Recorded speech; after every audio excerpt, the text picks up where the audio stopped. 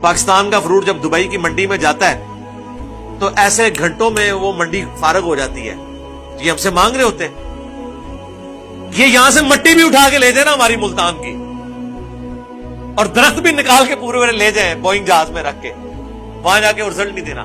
اگر یہ ہوتا نا میرے بھائی, باقی دنیا تو بھوکی مار جاتی. اللہ نے سب کو ایک دوسرے کے اوپر ڈیپینڈنٹ رکھا ہے. عرب کے لوگوں کو کھجوریں دی ہیں, لیکن مسالہ جات کے لیے, باقی چیزوں کے لیے انہیں شام کا سفر کرنا پڑا, ہند کا سفر کرنا پڑتا تھا. ہند کے لوگ اپنے یہ مسالہ جات اور چیزیں وہاں جا کے, یہ تو آج جس ایرا میں ہم نے آنکھ کھولی ہے یہ دنیا میں سب سے غریب ترین جگہ بنی ہوئی ہے. ادروائز تاریخ انسانی میں سونے کی چڑیا جو ہے سب کانٹیننٹ رہا ہے, کیونکہ زمین اگاتی, اسی لیے یہاں گورے آئے تھے. سب سے امیر ترین جگہ یہی ہے, زمین اگاتی ہے. جہاں پہ زمین اگاتی ہو باقی ساری چیزیں پھر سیکنڈری ہیں, لیکن وہ لوگ جہاں زمین نہیں اگاتی ٹیکنالوجی کی برکت سے کھا رہے ہیں. ہم اپنے کئی مربوں کی گندم دے کے ایک آئی فون اتنا سا لیتے ہیں ان سے, ٹیکنالوجی کھا رہے ہیں.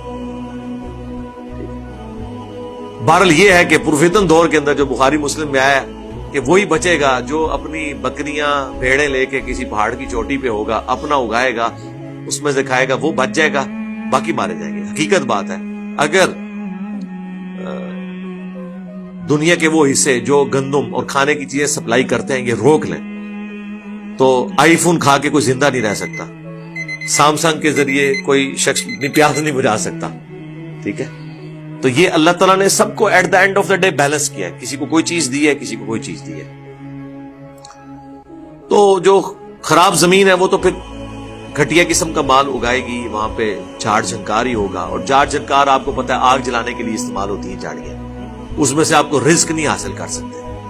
کذالک نصرف الآیات لقوم یشکرون, اور اس طریقے سے ہم اپنی آیات کو پھیر پھیر کر بیان کرتے ہیں ان لوگوں کے لیے جو شکر گزار ہیں, جو شکر گزاری کی روش اختیار کرنا چاہتے ہیں.